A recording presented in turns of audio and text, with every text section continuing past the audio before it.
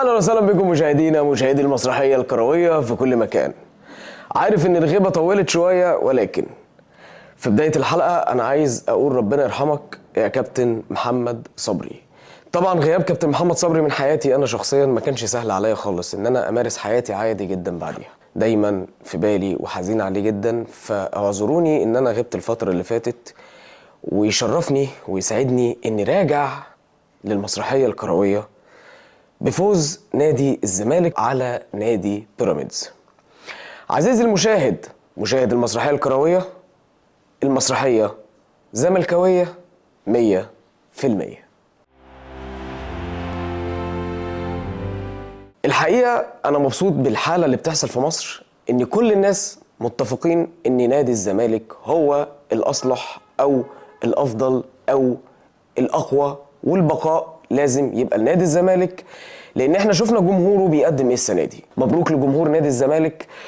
مش هقول مبروك الدوري، بس هقول مبروك فرق النقاط بينك وبين الخصم اللي هو نادي بيراميدز، وبين المركز الثالث اللي هو النادي الاهلي. والحقيقه انا يشرفني ويسعدني اني اعرف شخصيا الكابتن معتمد جمال، وعايز اوجه له رساله واقول له يا كابتن معتمد، انا حصل بيني وبينك قعده في اول حلقه ليك في قناه ما، مش هذكر اسماء القنوات، وقلت لك بالنص ارجوك خليك معانا هنا في القناه، احنا محتاجينك عشان خاطر احنا عشنا معاك مرحله وفتره صغيره جدا زمان. المرحله والفتره دي انا نفسي تحصل تاني يا كابتن، فارجوك وجودك معانا هنا هيخلينا نستمتع بيك فنيا على الشاشه، واعتقد انك ان شاء الله في يوم من الايام هترجع تاني لمكانك الطبيعي اللي هو مدير فني نادي الزمالك. لان ساعتها كان يانيك فيريرا ما كانش مقنع بالمره، وقعدت وقلت له الكلام ده، قلت له يا كابتن احنا مش مقتنعين بيه، احنا محتاجين حد مننا، احنا محتاجين حد يحس بينا، محتاجين حد يعدينا من المرحله دي باقل الخسائر. ما قلتلوش يعدينا بدوري ولا بكونفدراليه، انا قلت له باقل الخسائر.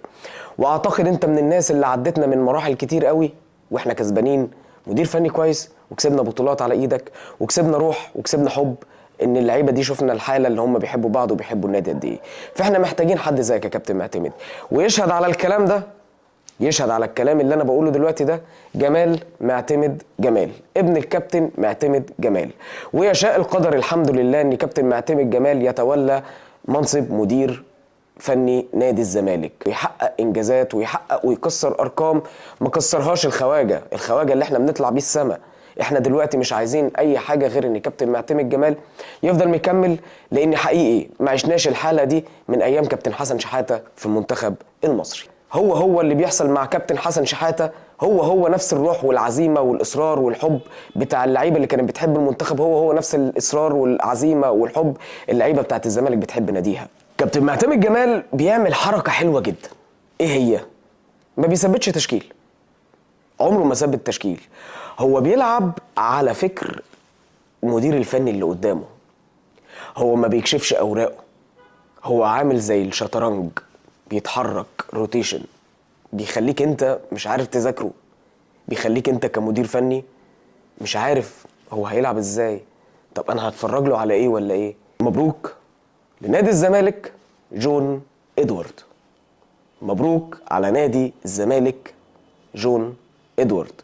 جون ادوارد غير السياسات كلها، غير الخريطة كانت ماشية يمين في شمال على طول، لا هو خلاها على طول يمين شمال، على طول يمين شمال، وهو ده اللي انا شايفه صح، وهي دي وجهة نظري وهتتطبق ولازم تتطبق عشان ننجح كلنا كمنظومة، ننجح كمنظومة ما ننجحش كفرد.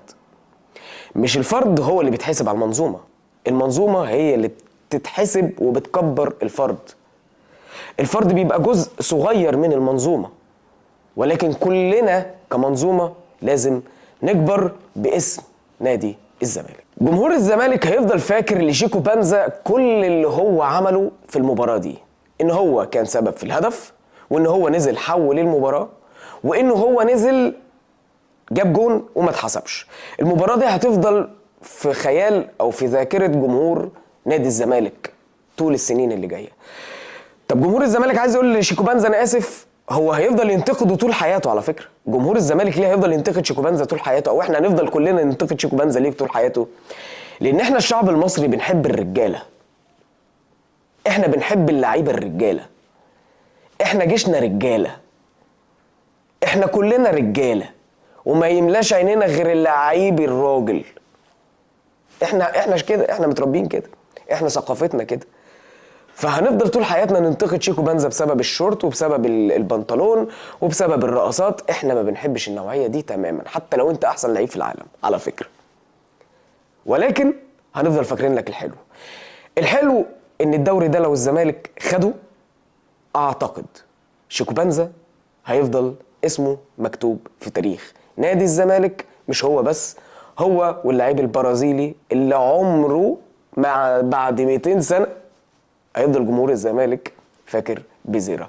واعتقد ان بيزيرا كمان لو راح ليفربول، مانشستر يونايتد، برشلونه، ريال مدريد، عاش هناك وتألق، عمره ما هينسى الفتره اللي عاشها مع جمهور نادي الزمالك. عبد الله السعيد، انا اسف يا عبد الله، مش عايز احس احساس انك مش قادر اصدق انك مش قادر.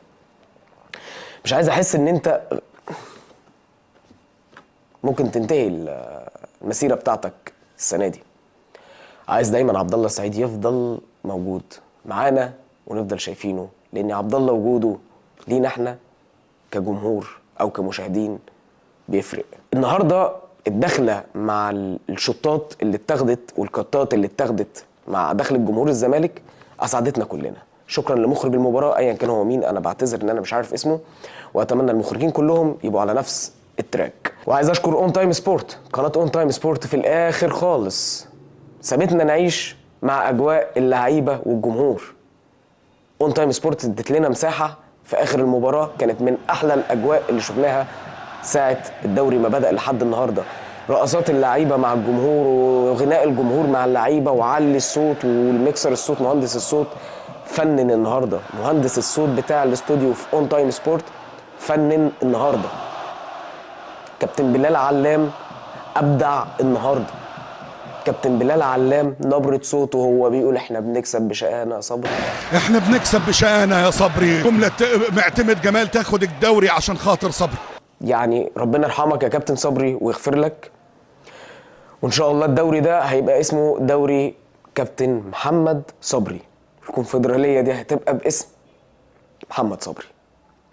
عزيزي المشاهد الزملكاوي وعزيزي المشاهد في المسرحية الكروية، وبكده خلصت حلقتنا، وإن شاء الله نشوفكم في حلقة جديدة من المسرحية الكروية.